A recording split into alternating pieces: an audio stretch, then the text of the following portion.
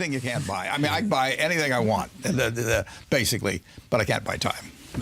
And so to have time is the most precious thing you can have. I better be careful with it. Yeah. There's no way I will be able to buy more time. And living in Omaha makes that easier. That makes it a lot easier. I for 50, whatever it is, 50, well, then for 54 years, I've spent 5 minutes going each way. Now, just imagine that was a half an hour each way. You know, I know the words to a lot more songs, and that's about it. It adds up, doesn't it? Yeah, it really adds up. Add up. No, if you're talking an hour a day difference coming and going, and that's 2.5% of the person's work week. That means 40 years. You're talking about a year. It's 35 years ago, and believe me, that does not strike somebody that's working 40 hours a week and trying to support a couple kids on it and finding, and that their income is remain the same or is less, or they just aren't participating, or they're threatened by forces they can't comprehend. They can't. The market system just pays more and more. Just think. Say you're a middleweight boxer. I mean, in the 30s you were limited to, you wouldn't even get on the undercard at Madison Square Garden, and it was limited. But then television comes along, and cable comes along, and pay-per-view, and tens and tens of millions of dollars. So at the top, it's terrific. But if you're the 45th best middleweight in the country, it's pretty much the same as it used to be in the 30s. So the spread gets wider. If you're Frank Sinatra, you're a lot better off if you've got television than if you can just play at some theater in New York, like where you started. It's magnified, but throughout. I mean, if you've got a good business idea, you can get it capitalized and become worth billions just on the idea. So it's just tougher. Whereas, you go back to 1800, and if you were reasonably strong and willing to work hard, you were worth 90% as much on a farm as the very best guy. It just the differential, and it'll keep widening. The market system will push it in that direction. But government is there to. And what would you change if you could? Well, I would change the earned income tax credit big time. Yeah. I am where I am. Not by myself at all. I mean, there's 320 million Americans out there, and there's a lot of crosses over at Normandy and everything else, I benefit enormously by having come along when I came along and where I came along, and some people did, and some people didn't. And there's nothing wrong with a market system that rewards anybody that makes life better for millions of people. They ought to get enormously rewarded, but you got to take care of the people that just don't fit well into that particular niche. I mean, if this country paid off based on athletic ability, I mean, I could study 8 hours a day and have all these courses, and I'm still gonna I'll get in the ring or something like that, and 10 seconds later I'm on my back, So the talents that get rewarded in a market system are important because they bring us more of the goods and services that the country wants, and they make all kinds of improvements in how we live. Just incredible, but they leave people behind, and it won't be solved simply by education. You want everybody to. And is it the responsibility of government to do something about this? Sure it is. The average person today lives better than John D. Rockefeller did when he was alive. That is true. The richest man in the world at the time. Yeah. Lives better. You live better in terms of your entertainment choices, your travel choices. I mean, John, he couldn't buy them. And that's in one lifetime. It's amazing. What brings you the most satisfaction beyond family? Well, my greatest satisfaction is just staying in good health. I mean, when you're 86, you look at this a little differently. So you're in good health? Oh, yeah. I enjoy every day. I enjoy. But what is it that you enjoy? Well, I enjoy running Berkshire. Yeah. I mean, if you get right down into my psyche, that's what I want to do. Yeah, no, it's been my painting for 50-some years. I get to paint what I want. I don't have to do follow what Wall Street is telling me to do next quarter or something like that. So I own the brush, I own the canvas, and the canvas is unlimited. Now that's a pretty nice game, and I get to do it every day with people I like. I don't have to associate with anyone that causes my stomach to churn. If I were in politics, I'd have to smile at a lot of people that I want to hit. I've got to them. It's really, I've got a good deal. I'm hanging on to it.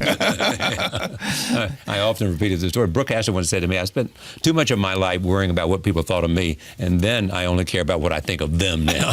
Well, Brooke, I love Brooke. She was good. I only want to see people that I like. Yeah, and my business I'm lucky that way. I mean, business is so much easier than philanthropy. Philanthropy may be a whole lot more important, but in business, you're looking for kind of easy choices. You're looking for people that you like to associate with, and I mean, to an extent, I can create the world around me. You're saying to me, if somebody walked in your door and they want you to buy their company, and you saw it as a golden goose run by with a farmer I didn't like. I would say no. You'd say no, because even though you knew it would. Charlie, marrying for money is probably a bad idea under any circumstances, but if you're already rich, it does not make any sense at all. But the satisfaction, I mean, what's the metric of satisfaction? It's really doing a decent job of running a place that gets harder to do because of size, but over time. But it's working with a whole lot of people on interesting. It's like Gene McCarthy said about, I think, about being a football coach. I mean, it's just difficult enough to make it interesting, but it really isn't that hard. When you get McCarthy said that? Yeah. Well, he had a way of getting people a little irritated sometimes. I would say this too, Charlie. Now at 86, I mean, I've seen a lot of people that have gotten older, and I've never seen anybody that is 70 or pick an age who felt good about their children that felt bad about their life.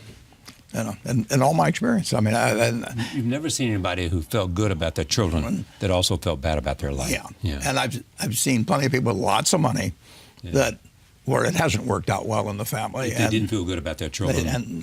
Or the children didn't feel good about them. You know, I mean, but whichever way. I mean, but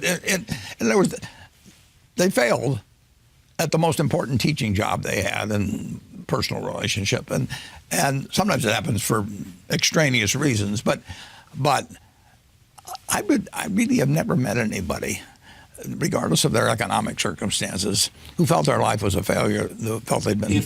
If their children had become, if they love their children, and the children were doing, absolutely, they felt good about what they brought them into the world when they their achievements, and they felt like they had equipped themselves for the future. Yeah, I knew one fellow was extraordinarily rich.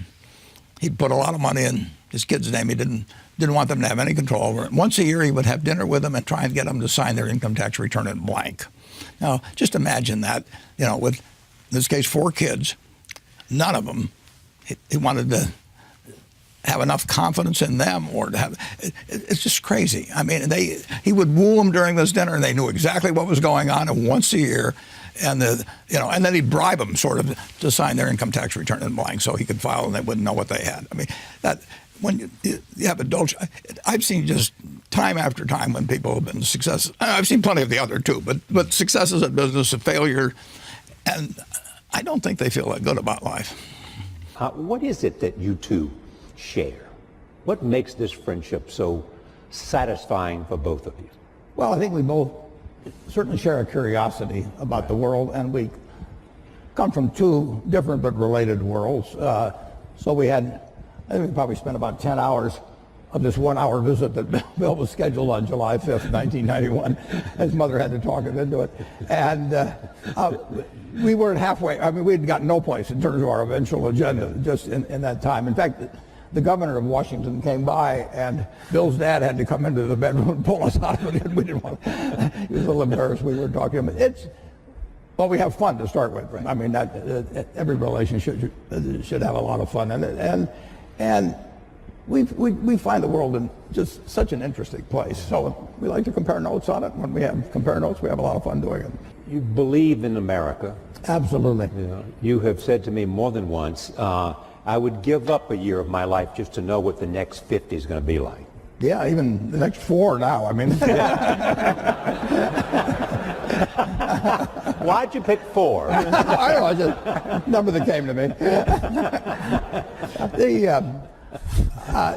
It is just fascinating what's happened just in my lifetime, in the 86 years. I should mention one thing about reading.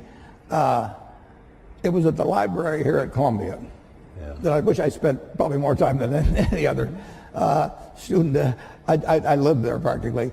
But I pulled the book out there, happened to be Who's Who in America, and it told me something about my professor, Benjamin Graham, and then I looked up and I went to the library and I said, I want to learn more about this because I learned this over here. that changed my whole life. You know, we own Geico now because of that librarian directing me to some other book and then following through on that. It's the chance. I read about 1/5 the pace that Bill does, but I still spend 5 or 6 hours a day reading. I mean, it just, you can learn so much. I particularly love biography. Just you know, to be able to live the lives of these people that have been so extraordinary, the lessons and the, you know, the discouragements they face, just everything about it. So you can't get enough of reading it. And I read the book when I was 19 called The Intelligent Investor, and I'd been interested in investments since I was maybe 7 or 8, but I'd read every book in the Omaha Public Library by the time I was 11. So why do you think you were interested in investing when you were 7 or 8? Because I was too dumb to get interested at 4. My dad had a very small investment firm, and I would just go down and I read all the books that he had there, you know, waiting to go to lunch or whatever it might be, and then I went to the public library and read them all, and it just was a fascinating subject to me. But I didn't have any. I knew what everybody thought and all of that at an early age, but what Graham wrote made sense. To investing per se, is there something about your core competence that made investing the perfect place for you to be? Yeah, it certainly wasn't to be a pro football player. I mean, I looked. It was a question of zeroing out all the other incompetencies, you know, and I was left with one thing, you know. Just the allocation of capital. I was actually wired in a way that was. This would be something I would be good at. So wired in what way?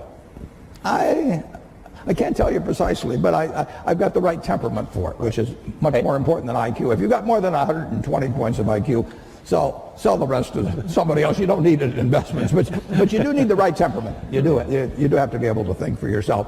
And getting back to, you know, the earlier question, the first question I ask myself when I look at a business is, you know, is it important and easy what I can determine about this business? Yeah. And a lot of them don't make it.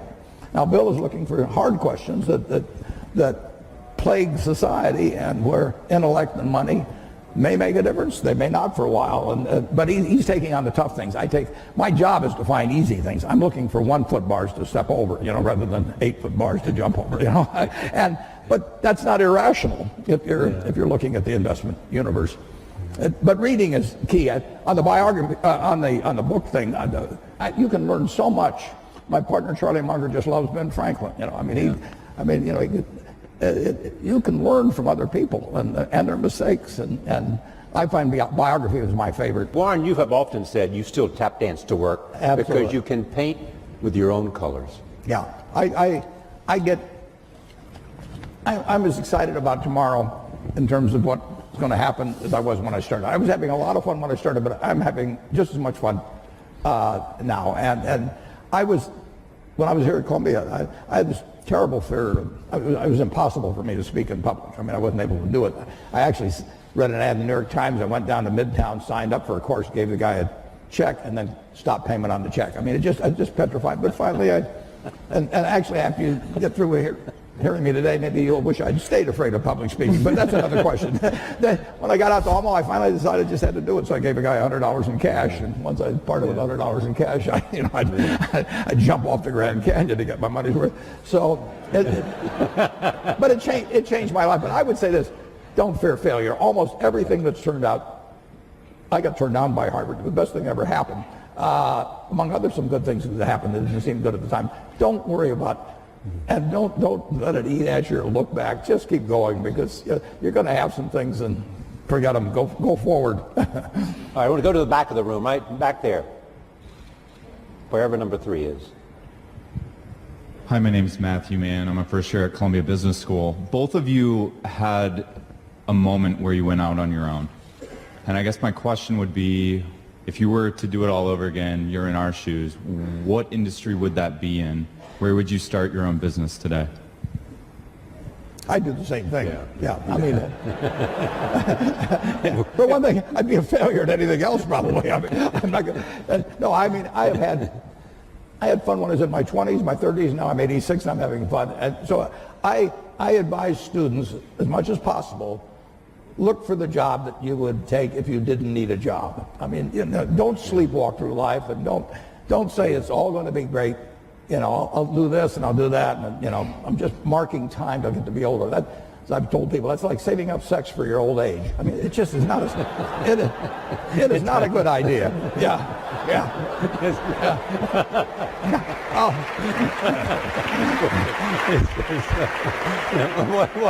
What are you urging them to do? I'll explain it. Just what I'm talking about. Now, you really want to be doing what you love doing, and you can't necessarily find it on your first job. Right. But don't give up before you find it. Many industrial-based communities have been severely affected with higher levels of unemployment due to the increasing utilization of automation, which ends up displacing workers. What do you believe is a possible solution to unemployment arising from automation? How technology and the impact technology is having on jobs and the demand for new kinds of skills. Yeah, we were here in 1800 and conducting this, and somebody would point out that eventually tractors would come along and better fertilizer and everything, and that 80% of the people are now employed on the farm, and in a couple of hundred years it's going to be 2 or 3%. And what are we going to do with all these people? Well, the answer is we release them.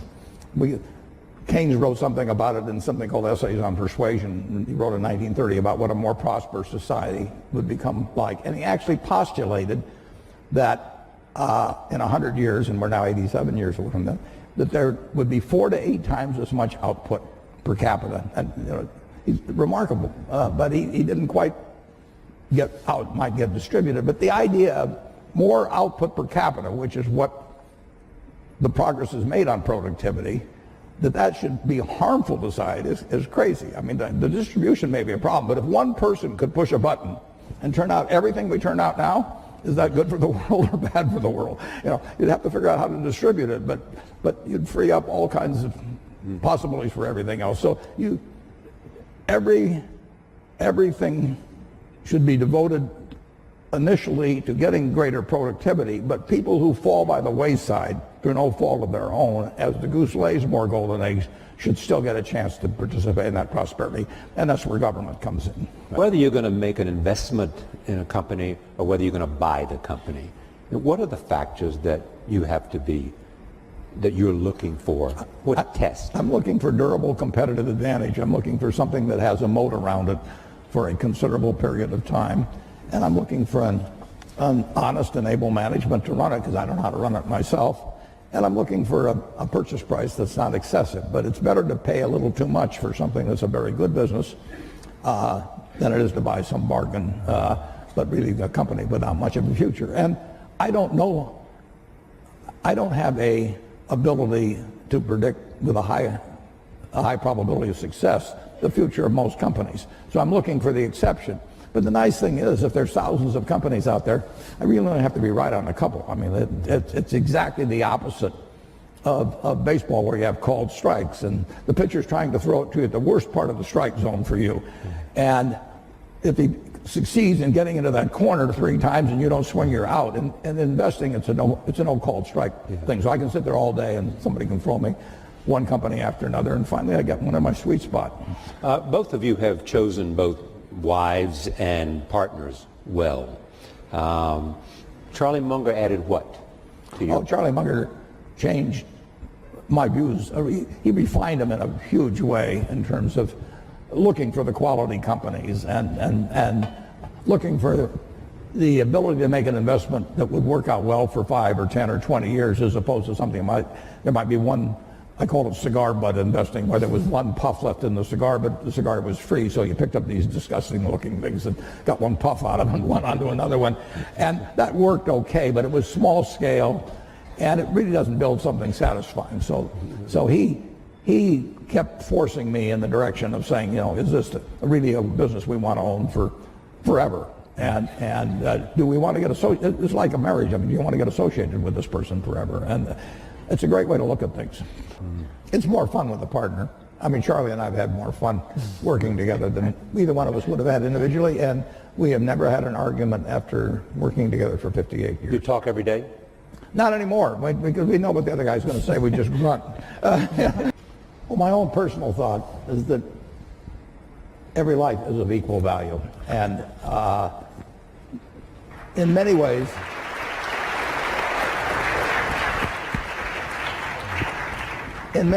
if you have a limited number of dollars, you actually can do more for more people outside the United States. We do have greater resources here for our 320 million people than exists around the world for 7+ billion people.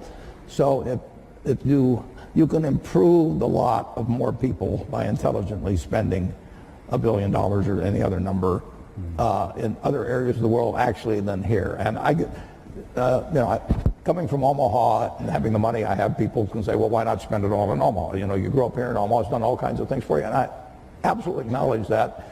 But in the end, if I've got X dollars to spend, I can make life better for more people if I can have it intelligently allocated in other parts of the world actually than the United States. And that draws a fair amount of criticism, but you know, I live with it because that's just what I believe. All lives have equal value is really the driving force Absolutely. behind I mean, the foundation. I'm an accident. I won the ovarian lottery when I was born in the United States in 1930. It was 40-1 against me. I was male. Now it's 80-1 against being a male in the United States in 1930. I was just plain lucky.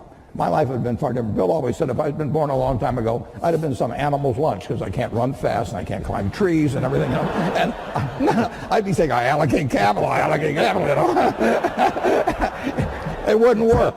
And, you know, I was lucky. But 79 out of the 80 weren't as lucky as I was at that time.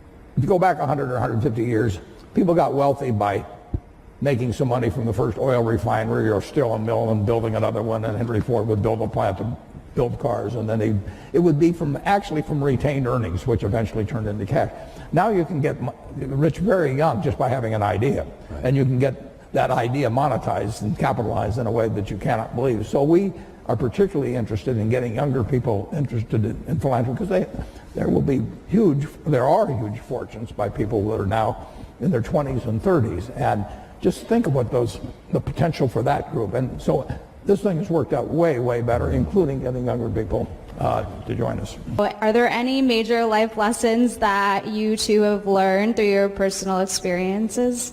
Well, it's a very important question. And the more you will move in the direction of the people that you associate with. So it's important to associate with people that are better than yourself, and actually the most important decision many of you make, not all of you, will be the spouse you choose. Right. And you want to associate with people who are the kind of person you'd like to be. You'll move in that direction, and the most important person by far in that respect is your spouse. I can't overemphasize how important that is, and you're right. The friends you have, they will form you as you go through life, and make some good friends, keep them for the rest of your life, but have them be people that you admire as well as like. You have said to me about Susie, your late wife, I was a mess until I met Susie. I think that's understating it. Yeah, no, she changed my life. I mean, there's no question about that. How did she change your life? Well, I was a very lopsided, not well-adjusted person who happened to be very good at one thing, and she put me together. I mean, and it wasn't overnight either. I mean, but she just had that little sprinkling can, you know, and finally she saw a few sprouts come up. Was it a coming together of opposites, or? No, I wouldn't say that. We had very similar values. We were in sync, yeah. Big in a very big way, but she was way more mature than I was. She was 19 when we got married. I was 21, but I was about 12 emotionally, and she put me together. And like I say, it took time, but it changed my life. I mean, I would not have had anything like the life I have had. And what did Charlie Munger add? Well, Charlie Munger is my partner of 57 or 58 years, and he's extremely wise. He's a wonderful friend. We've been partners that time, and he's strong-minded. I'm strong-minded. We disagree. Sometimes we have never had an argument in that whole time, and we never will. And Never had an argument. Never had an argument. I will lie. That's absolutely true. You must disagree on things. Absolutely, we disagree. But So if you disagree, how do you decide to? well, what he says at the end is, when we disagree, he says, well, Warren, you'll end up agreeing with me because you're smart and I'm right. Where do I attack that particular problem? But and often he is. You'll figure out I'm right. Often he's right. I have to say that. No, I listen. I respect his opinion enormously whenever he gives it to me. I respect Bill's opinion. I mean, it's more fun doing things with partners. I mean, the most fun is obviously a marriage partner, and that's the most important relationship. But having a business partner, if I'd done everything I'd done, it wouldn't have worked out this way. But let's say I got double the results. It's been more fun doing it with Charlie. I thought I would pile it up over the years, then she would unpile it in terms of running one very large foundation. And I was particularly good at compounding money, and therefore society would benefit by waiting. Are you interested in technology? I don't have enough. I don't think I have a natural bent that way to start with, and I'd be so far behind. I never would catch up with people that have been working on it, and it would not be a game I would be winning. Is a principal criteria for you understanding the business? Yeah, I have to understand the business, and there are lots of businesses that I don't understand. Some of them may be almost ununderstandable, and others are just outside my sphere of confidence. But you do have people now that do have that kind of expertise, or you have brought in. I have two people who themselves have different circles of competence, but they aren't chosen because they have a different circle or anything. There's a lot of overlap. There's overlap between them. And the important thing, is not how. It's nice to have a huge circle of competence. It's much more important to know where the limits are of it. I was genetically blessed with a certain wiring that's very useful in a highly developed market system where there's lots of chips on the table, and I happen to be good at that game. Ted Williams wrote a book called The Science of Hitting, and in it he had a picture of himself at bat and the strike zone broken into, I think, 77 squares. And he said if he waited for the pitch that was really in his sweet spot, he would bat 400, and if he had to swing at something on the lower corner, he would probably bat 235. And in investing, I'm in a no-called strike business, which is the best business you can be in. I can look at 1,000 different companies, and I don't have to be right on every one of them or even 50 of them. So I can pick the ball I want to hit. And the trick in investing is just to sit there and watch pitch after pitch go by and wait for the one right in your sweet spot. And if people are yelling, swing you bum, ignore them. There's a temptation for people to act far too frequently in stocks simply because they're so liquid. Over the years, you develop a lot of filters. And I do know what I call my circle of competence. So I stay within that circle, and I don't worry about things that are outside that circle. Defining what your game is, where you're going to have an edge, is enormously important. How do you find them? It's interesting. I'll get a call. I'll be sitting thinking, and I mean different things. In terms of buying private businesses, it's because I get a call from a private seller. But occasionally, I just decide to act, and we never do anything unfriendly. But in terms of buying whole businesses, but I mean, are there people who know you and are close to you on the lookout for you, or not much? It's not much. unlikely that. Yeah. No. You're shaking your head. Charlie, we've net bought $12 billion of common stocks since the election. Now it's in my mind which ones I pick. Now the guys that work with me, the two fellows, they probably bought a little bit or sold a little bit too. But those are ideas that I've either come at it from a different slant in some way or whatever it may be. The difference between now and 60 or 70 years ago in the ability of really bright people, really innovative, really energetic people to get finance to do things is just dramatically better than it was at that time. So now, if you've got good ideas, and there's good ideas right in this crowd, and you've got energy, it's far easier to get finance to move forward those ideas than you could 50 or 60 years ago. Is that because of the internet or crowdsourcing, of what is it? It's just lots more capital around, and people more optimistic about. People are very optimistic about business. But better ways to connect The two, Yeah, the absolutely. capital and those Absolutely. and the ideas. It's dramatic.